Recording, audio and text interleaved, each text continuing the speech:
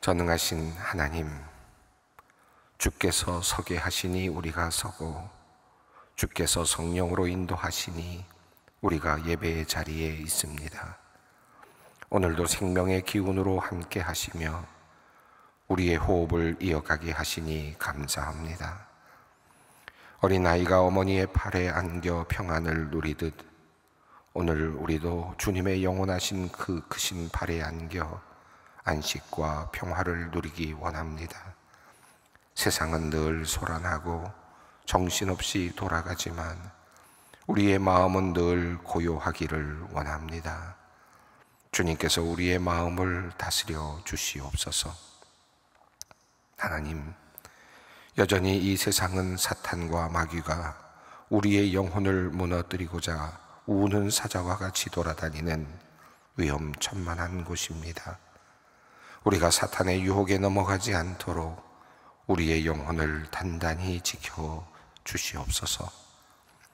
교만한 마음의 틈을 타서, 절망의 틈을 타서, 불안과 두려움의 틈으로, 그리고 불평과 불만의 틈으로 비집고 들어오려는 사탄의 그 유혹에 우리를 든든히 지켜 주시옵소서.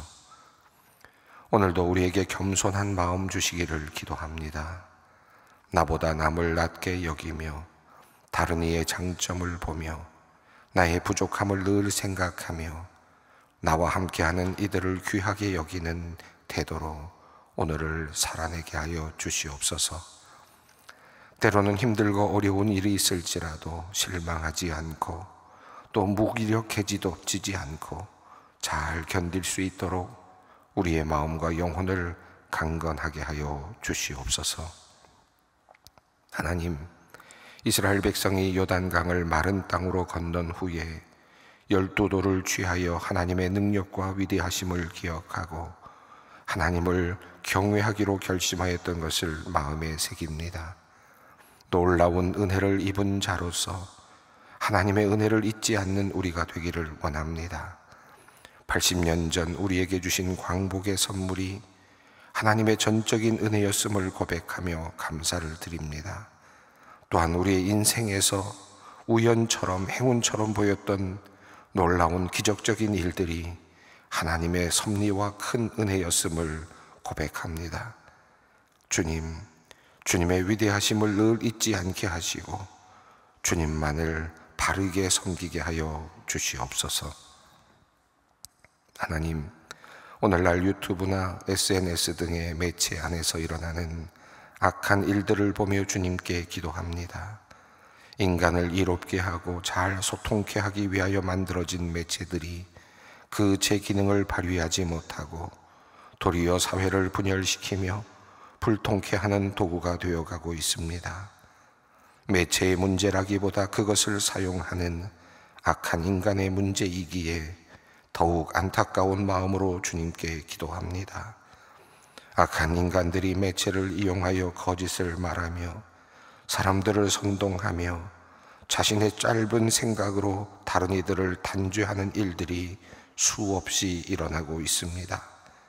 구독자의 수나 조회수를 늘리기 위해서 어떠한 짓도 서슴지 않는 무서운 상황이 이어지고 있습니다. 더욱이 이 매체를 이용하여 다양한 이단들이 교회를 비난하며 자신의 잘못된 가르침을 교묘히 드러내며 사람들을 유혹하고 있습니다. 방종과 거짓이 난무하는 유튜브 세상이 되어가고 있습니다. 하나님, 안타까운 마음으로 주님께 구합니다.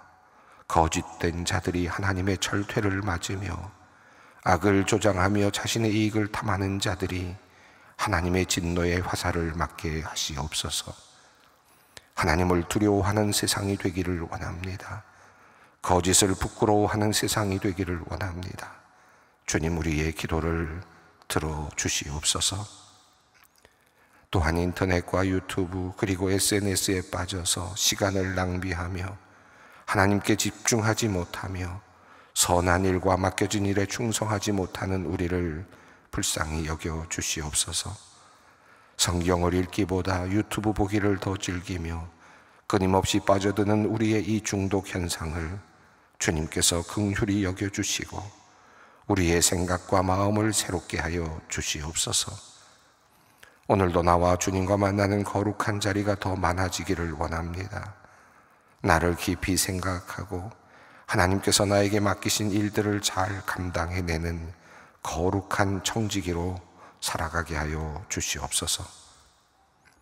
하나님, 어려운 환경 속에서 불안한 미래를 걱정하며 자신의 실력을 쌓기 위해 힘쓰고 있는 이 나라의 청년들을 위해 기도합니다. 기회도 균등하지 않고 다가올 미래도 불확실합니다. 이미 앞서 달려가는 이들을 보면서 시리에 빠지거나 절망하고 있는 청년들도 많이 있습니다. 하나님, 우리 젊은이들이 이 땅에서 희망을 가지고 살아갈 수 있는 나라가 되었으면 좋겠습니다. 심적으로 연약하고 불안한 청년을 부추겨 이단 사상을 주입하거나 헛된 이념을 가르치거나 잘못된 일확천금의 사상을 불어넣어 젊은이들을 더욱 힘든 곳으로 몰아가는 이들이 있습니다. 하나님, 그러한 악한 일들이 더 이상 성공하지 못하게 하시고 선하고 건전한 생각과 사상 그리고 종교 이념이 우리 청년들의 마음에 자리 잡게 하여 주시옵소서. 특별히 우리 교회가 이들에게 희망을 줄 수 있기를 원합니다. 우리를 위해 아들을 내어주신 그 사랑을 알고 하나님의 그 사랑의 깊이와 너비와 높이와 길이를 깨달아 이 험한 세상 속에서 희망을 가지고 살아가도록 우리의 젊은이들에게 진정한 하나님의 복음, 그것을 전달하는 도구가 되게 하여 주시옵소서. 이 일을 위해 우리 그리스도인이 진실과 사랑으로 무장하게 하시고 삶의 모범을 통해 절망하고 고뇌하며 방황하는 우리 젊은이들에게 참 진리의 증인이 되게 하여 주시옵소서. 이제 오늘 우리에게 주시는 은혜의 말씀을 듣기 원합니다. 말씀 속에서 지혜를 얻게 하시고 또한 우리를 돌아보며 바른 길로 나아가게 하여 주시옵소서. 예수 그리스도의 이름으로 기도드리옵나이다. 아멘. 오늘 우리에게 주시는 말씀입니다. 열왕기하 13장 14절로 25절 말씀입니다. 열왕기하 13장 14절로 25절 말씀입니다. 함께 봉독하겠습니다.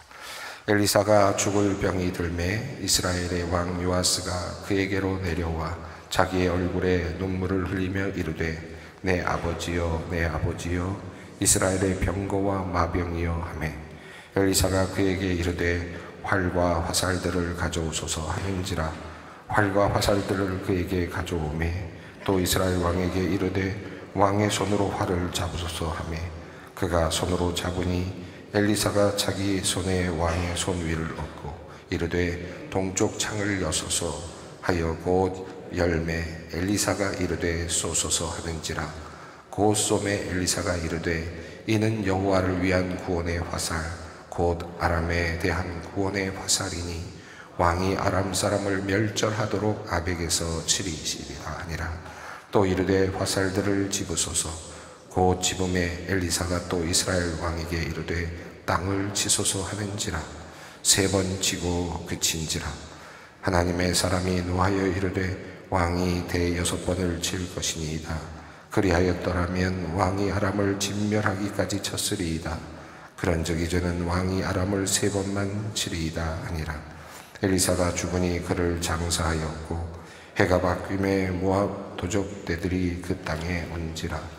마침 사람을 장사하는 자들이 그 도적대를 보고 그의 시체를 엘리사의 묘실에 들이던지매 시체가 엘리사의 뼈에 닿자 곧 회생하여 일어섰더라.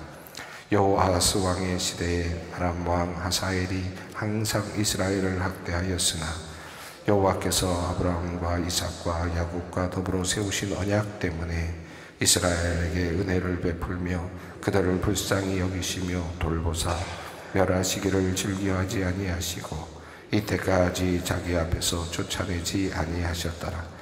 아람의 왕 하사엘이 죽고 그의 아들 벤하닷이 대신하여 왕이 되매 여호아하스의 아들 요아스가 하사엘의 아들 벤하닷의 손에서 성읍을 다시 빼앗으니 이 성읍들은 자기 부친 여호아스가 전쟁 중에 빼앗겼던 것이라.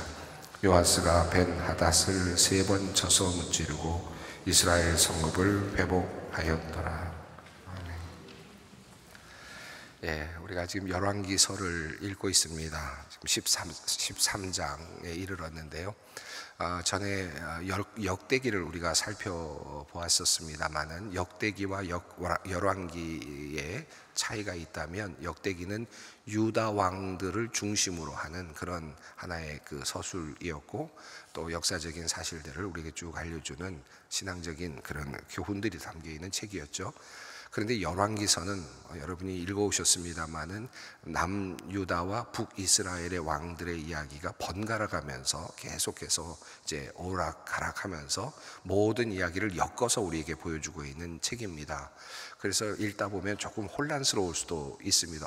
어떨 때는 유다 왕, 어떨 때는 이스라엘 왕, 이렇게 왔다 갔다 하는데요. 남쪽 이야기를 하다가 북쪽으로 갔다가, 북쪽 이야기를 하다가 또 남쪽으로 왔다가 하는 그런 번갈아서 이렇게 서술이 되고 있어서 자칫하면 우리가 이제 이야기 흐름을 놓칠 수가 있습니다. 지난주에 우리가 읽었던 이야기의 대부분은 남유다와 관련된 내용이었습니다. 특별히 이제 아하시아 왕이 죽고, 그리고 아하시아의 어머니였던 아달랴가 이제 급히 정권을 쟁취해서 7년간 다스리었던 사건을 우리가 읽었고요. 그리고 요아스가 어린 나이에 태어나서 얼마 되지 않았을 때 성전에 숨겨졌다가 그리고 7년째가 되었을 때 왕이 되어서 그 요아스 왕이 성전 중심으로 또 성전을 늘 다시 새롭게 하고 재건하는 일을 해나가면서 살았던 40년의 그 기간을 이야기했습니다. 그리고 또 그의 사실은 치적도 있었지만 그가 그의 또 사람을 죽이기도 하고 했던, 또 그가 여호와를 온전히 따르지 못하고 살았던, 또 아세라 목상도 또 섬겼던 그런 치적도 있었지만 잘못된 것도 있었던 그런 이야기를 하면서 다시 아마샤라고 하는 아들이 그가 죽은 다음에 신하들에 의해서 죽임을 당하고 아마샤에 의해서 왕권이 이어졌다라고 하는 내용이 지난주에 읽었던 내용들인데요. 이 지난주에 읽었던 내용들은 대부분 이제 남유다와 관련된 내용이었습니다. 그리고 이번 주에 지금 월요일부터 읽어 내려가는 내용은 북이스라엘의 이야기입니다. 그래서 북이스라엘로 다시 화면이 넘어온 겁니다. 장면이 넘어와서 예후 이후에, 그러니까 예후는 아합 왕조를, 아합 왕과 이세벨 왕 가문을 이제 무너뜨리고 새로운 왕조를 세웠죠. 그래서 예후로부터 시작된 북이스라엘의 이야기를 전하고 있는데, 예후의 아들이었던 여호아하스 왕의 이야기를 어제 우리가 읽었습니다. 그런데 이 여호아하스는 역시 평가가 어땠습니까? 북이스라엘 왕들에 대한 평가는 항상 그렇게 그다지 좋지는 못했는데요. 여호와를 섬기는 듯 했지만 여호와를 온전히 섬기지 못했던, 그래서 여로보암의 길로 갔던 사람들이라는 그런 표현을 받았습니다. 그래서 여로보암의 죄에서 벗어나지 못했다라는 표현과 함께 이 여호아스 시대에 얼마나 큰 어려움들이 있었는지에 대한 내용이 나왔죠. 특별히 그 아람 왕의 그 침략으로 인해서, 특별히 하사엘의 침략을 통해서 그 나라가 굉장히 쇠약해졌던 사건을 우리가 어저께 읽었습니다. 마병 50, 그리고 병거 10, 그리고 보병 1만 명만 남겨두고 모두 다 멸절시키는 그와 같은 일이었고, 어제 읽었던 본문을 보면 멸절이라는 표현이 나왔고, 그리고 타작마당의 티끌처럼 되었다라고 하는 그런 내용이었습니다. 여호아스 시대에 정확하게 이것을 우리가 알 수는 없지만 하나님께서 그들이 하나님께 간구함으로 구원자를 보내서 잠시 도와주셨지만, 그러나 여전히 그들은 멸절 위기에 있는 그런 상황이었다라고 하는 내용입니다. 그리고 어제 본문 뒷부분에 보면 이제 여호아하스의 시대가 끝난 다음에 어떤 왕들이 이어졌는지에 대한 내용이 나왔는데요. 요아스라고 하는 이름의 왕이 이제 여호아하스 왕을 이어서 또 왕권을 얻게 되었고, 그리고 그가 죽은 다음에 여로보암이 또 왕권을 얻게 되었다, 이렇게 되고 마무리가 되었습니다. 이 요아스라는 이름이 북이스라엘 왕의 이름으로 거명이 되었는데, 흥미롭게도 요아스가 북이스라엘에서 왕이 되었을 때, 여호아하스의 아들로서 요아스가 왕이 되었을 때 남유다의 왕의 이름도 요아스였습니다. 그러니까 요아스가 7살에 왕위에 오른 다음에 남유다에서 40년 동안 치리하던 중에 37년째가 되었을 때 북이스라엘의 왕의 이름도 요아스였어요. 그러니까 요아스라는 이름으로 북이스라엘의 왕이, 또 남유다의 왕이 함께 통치했던 시기는 3년 정도라고 이렇게 성경을 통해서 보면 유추가 됩니다. 그리고 남유다의 그 요아스 왕은 이제 삶을 마감하고, 그리고 아마샤에게 이제 왕권을 넘겨주죠. 그리고 북이스라엘의 요아스는 16년간 통치를 이제 해 나가게 됩니다. 자, 오늘 본문 말씀은 또 이어지는 이후에 몇 번에 걸친 본문의 내용은 북이스라엘의 왕 요아스에 대한 이야기입니다. 북이스라엘의 왕 요아스, 그러니까 남유다의 왕 요아스가 아닙니다. 조금 다른, 그렇게 좀 구별을 하면서 읽어야 되겠는데요. 그래서 북이스라엘을 이스라엘이라고 표현하기도 하고 때로는 사마리아라는 표현도 종종 사용하고 있는데요. 자, 오늘 이 요아스의 이야기를 일단 요아스의 삶을 간단히 정리한 다음에 요아스 시대에 있었던 내용들을 이제 오늘부터 이제 몇 번에 걸쳐서 우리가 함께 읽겠습니다. 14절을 읽겠습니다. 엘리사가 죽을 병이 들매 이스라엘의 왕 요아스가 그에게로 내려와 자기의 얼굴에 눈물을 흘리며 이르되 내 아버지여 내 아버지여 이스라엘의 병거와 마병이여 하매. 요아스 시대를 이야기하고 있는데 여기서 이스라엘의 왕이란 말이 북왕국 이스라엘의 왕이란 뜻이죠. 그래서 남유다와는 다릅니다. 근데 지금 주인공은 마치 엘리사처럼 보이지만 지금 또 한 명의 중요한 사람은 요아스입니다. 자, 북이스라엘의 왕 요아스가 아버지 시대에 나라가 매우 연약해져 있었는데 그때 엘리사가 이제 죽을 상황이 되었습니다. 엘리사가 곧 죽는다는 것을, 죽게 되었다는 것을 알았고, 그리고 엘리사를 찾아와서 지금 안타까운 마음으로 눈물을 흘리면서 내 아버지여 내 아버지여 이스라엘의 병거와 마병이여 라고 이야기를 합니다. 그 이스라엘의 왕 요아스는 여로보암의 죄를 따라갔다, 길을 따라갔다라고 말하니까 하나님만을 온전히 섬기지 못했던 왕은 분명합니다. 그리고 또 그렇게 좋게 평가받지도 못합니다. 그러나 엘리사가 죽을 위기에 처했을 때 엘리사를 찾아와서 눈물을 흘리고 애석해합니다. 그러니까 그에게도 하나님 신앙이 있었다는 겁니다. 여호와 신앙이 없지는 않았다는 겁니다. 그런데 이 여로보암의 죄, 여로보암의 길이라는 의미가 뭡니까? 하나님도 섬기는데 다른 이방신도 섬기는, 동시에 섬기는, 그것이 지금 이스라엘의 죄의 큰 죄입니다. 엘리사가 죽을 병이 걸려서 지금 죽어가고 있는 모습을 보면서 이스라엘의 왕 요아스는 매우 애석해합니다. 그리고 하나님의 능력이 사라지는 것에 대한 안타까운 마음을 갖고 표현하고 있습니다. 그러니까 여호와를 한편으로는 따르고 믿고 경외했다라고도 볼 수 있습니다. 그런데 그것이 온전한 믿음이 되지 못했다라고 할 수 있겠죠. 도리어 더 이제 다른 우상들을 함께 섬기는 것이 문제였습니다. 엘리사의 죽음을 어떤 국력의 손실로 보았고 이스라엘의 큰 손실로 보았을 겁니다. 또 하나님의 능력이 사라지는 것이 아닐까 하는 안타까운 마음으로 보았을 겁니다. 이 내 아버지여 내 아버지여 이스라엘의 병거와 마병이여 라고 하는 이 표현은 엘리야가 승천할 때 엘리사가 엘리야에게 했던 말이기도 합니다. 열왕기하 2장 12절을 보면 엘리사가 엘리야를 향해서 막 이제 엘리야가 승천하는 그 상황 속에서 같은 말을 합니다. 내 아버지요 내 아버지요 이스라엘의 병거와 마병이요.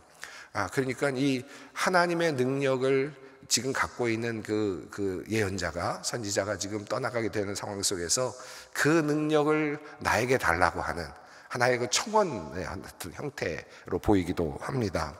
그런 의미에서 지금 애석해하기도 하고 또 한편으로는 그 하나님의 능력이 남겨지기를 바라는 엘리사를 통해서 있었던 그 많은 능력들이 이제 또 이 땅에 남겨지기를 원하는 마음으로 아버지여 아버지여 이스라엘의 병과 마병이여 라고 하는 그런 표현을 했다고도 할 수 있겠습니다. 자, 그것을 알아차린 엘리사는 지금 그 요아스 왕에게 이제 하나의 예언적 행동을 보여주는데요. 15절 말씀입니다. 함께 읽습니다.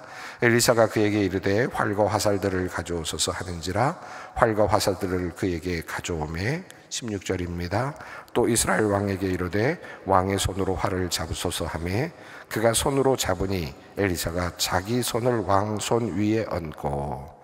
자, 이제 죽어가는 이제 마지막을 이제 마무리해가 자신의 인생을 마무리해가는 엘리사, 대략 그가 활동했던 기간을 한 56년 정도로 대략 추산을 할 수 있는데, 어쨌든 그가 긴 시간 동안 예언 활동을 하면서 또 한편으로는 이스라엘을 지키는 역할을 했는데, 그가 이제 마지막으로 죽어가면서 왕에게 화살을 가져오라 라고 그렇게 말합니다.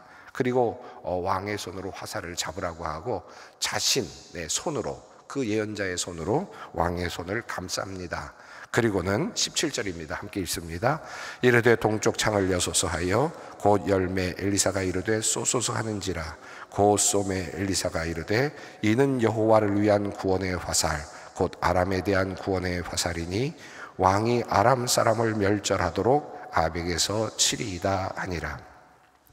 동쪽 창을 열라라고 하는 말은 이것이 바로 아람 지역, 그러니까 시리아 지역을 지금 그 방향이죠. 그 방향을 향해서 지금 화살을 쏘도록 합니다. 물론 이건 화살이 날아가다가 어딘가 떨어졌겠죠. 그러나 이것은 예언적인 그런 하나의 의미가 있었습니다. 또 그래서 화살을 쏘라고 합니다. 그리고 예언합니다. 이것은 여호와의 화살, 여호와를 위한 구원의 화살이다. 그래서 아람에서부터 구원을 얻게 하는 화살이 될 것이다 라고 그렇게 말씀하면서 아벡이라고 하는 그런 전투의 지점까지도 지금 엘리사는 지명을 하고 있습니다. 그리고 또 이어서 또 예언을 하는데요. 18절입니다. 또 이르되 화살들을 집으소서. 곧 집음에 엘리사가 또 이스라엘 왕에게 이르되 땅을 치소서 하는지라 이에 3번 치고 그친지라. 화살들을 잡아서 땅을 향해서 쏘라는 뜻입니다. 땅을 치라는 의미는 화살을 가지고 땅을 향하여 쏘라는 그런 의미로 이해할 수 있겠습니다. 화살을 갖고 화살을 땅을 향해서 쏘는데, 그런데 화살들을 잡으라 라고 이렇게 이야기를 했으니까 여러 개의 화살을 쏘라는 뜻이겠죠. 그런데 3번을 했다라고 그렇게 표현이 되어 있습니다. 자, 그런데 19절입니다. 함께 읽습니다. 하나님의 사람이 노하여 이르되 왕이 6번을 칠 것이니이다. 그리하였더라면 왕이 아람을 진멸하기까지 쳤으리이다. 그런즉 이제는 왕이 아람을 3번만 치리이다 하니라. 조금 야속하기도 합니다. 몇 번 좀 치라고 그러지, 그냥 치라고 해서 3번, 그것도 많다고 생각하고 쳤을 텐데, 그런데 하나님의 사람은 도리어 말하기를 차라리 4번, 5번, 6번을 쳤었으면 더 좋았겠다라고 하면서 그러면 정말 아람을 진멸하기까지 칠 수 있었을 텐데, 이 구원의 화살이라고 이야기를 했으니 지금 앞서서 지금 17절에서 이는 구원의 화살이다, 그리고 아람에 대한 구원의 화살이다라고 분명하게 선언을 했거든요, 엘리사가. 자, 그러니까 그리고 땅을 향해서 쏘라 그랬으니까 아마 좀 더 좀 강한 그 믿음을 갖고 있었더라면, 또 강한 열의를 갖고 있었더라면 아마 그냥 여러 개를 집어서 쏘았을 것 같기도 한데 3번만 그냥 달랑 쏘고 말았습니다. 하나님의 구원의 화살이라고까지 이야기를 해줬는데, 그런데 그만 3번만 쏘고 말았다. 그것을 지금 하나님의 사람 엘리사가 안타깝게 여깁니다. 하나님께서 주시는 구원의 화살인데, 이 승리의 화살인데 그것을 좀 더 많이 쏘지 그랬느냐라고 하는 안타까운 마음으로 이야기를 하면서 당신이 3번을 쳤기 때문에 3번만 아람에게서 승리를 거둘 것이다 라고 하는 조금 안타까운 예언을 하고 세상을 떠나게 됩니다. 이스라엘 왕 요아스는 하나님만을 섬기는 진실한 왕은 아니었습니다. 그럼에도 불구하고 지금 엘리사에게 가서 하나님의 능력을 구했고, 그럴 때 엘리사는 마다하지 않고, 네가 지금 다른 신을 섬기고 그리고 또 황금신을 섬기고 그리고 송아지와 같은 것을 만들어서 섬기고 있는 지금 너의 모습이 틀렸다, 나는 너에게 어떤 축복도 할 수 없다라고 말하지 않고, 하나님에게 와서 하나님의 능력을 구하는 요아스에게, 그가 이방신을 섬기고 있었지만 하나님께 와서 또 구하고 있는 엘리사에게 구하고 있는 이런 상황 속에서 지금 하나님께서는 엘리사를 통해서 지금 하나의 특별한 또 구원의 또 다른 축복의 은혜를 베풀어 주셨습니다. 이게 하나님의 은혜죠. 자, 그리고 조금 뜬금없는 이야기가 진행되는데 20절과 21절입니다. 함께 읽습니다. 엘리사가 죽으니 그를 장사했고 해가 바뀌매 모압 도적대들이 그 땅에 온지라.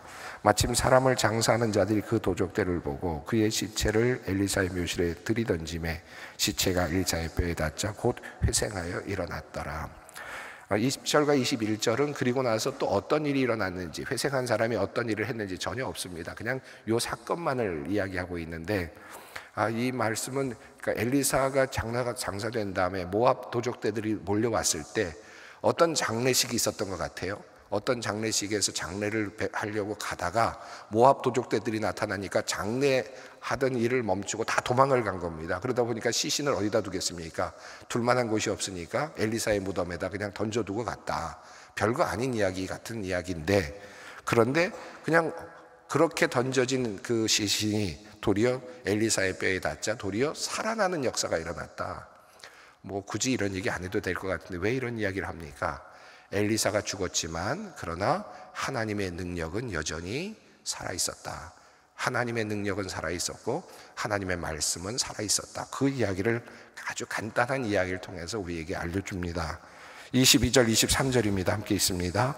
여호와스 왕 시대에 아람 왕 하사일이 항상 이스라엘을 학대하였으나 여호와께서 아브라함과 이삭과 야곱과 더불어 세우신 언약 때문에 이스라엘에게 은혜를 베풀며 그들을 불쌍히 여기시며 돌보사 멸하기를 즐겨하지 아니하시고 이때까지 자기 앞에서 쫓아내지 아니하셨더라.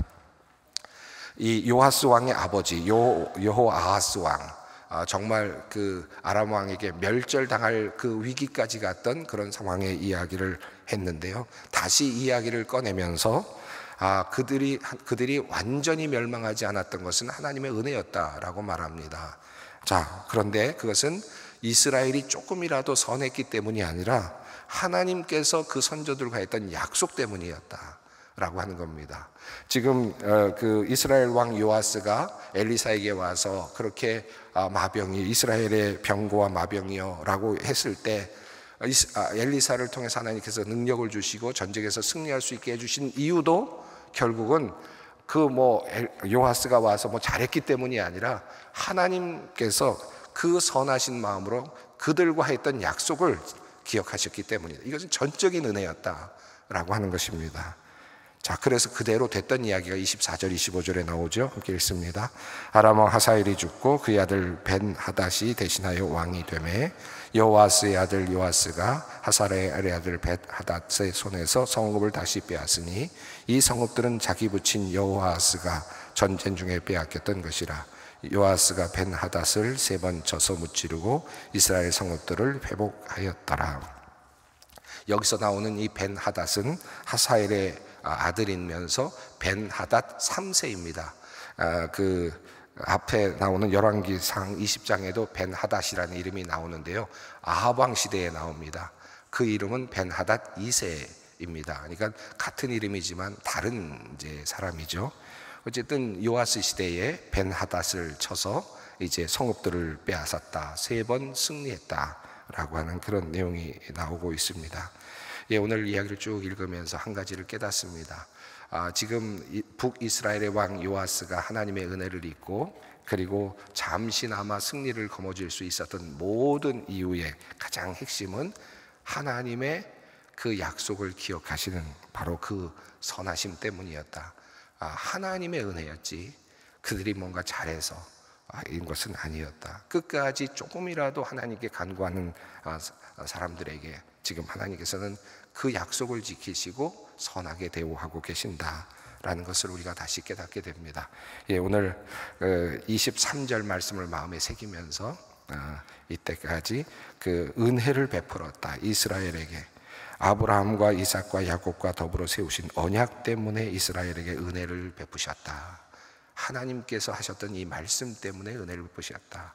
이것을 우리가 붙잡고 하나님 앞에 나아갈 수 있었으면 좋겠습니다. 함께 기도합니다. 하늘에 계신 우리 아버지, 아버지의 이름을 거룩하게 하시며 아버지의 나라가 오게 하시며 아버지의 뜻이 하늘에서와 같이 땅에서도 이루어지게 하소서. 오늘 우리에게 일용할 양식을 주시고 우리가 우리에게 잘못한 사람을 용서하여 준 것 같이 우리 죄를 용서하여 주시고 우리를 시험에 빠지지 않게 하시고 악에서 구하소서. 나라와 권능과 영광이 영원히 아버지의 것입니다. 아멘.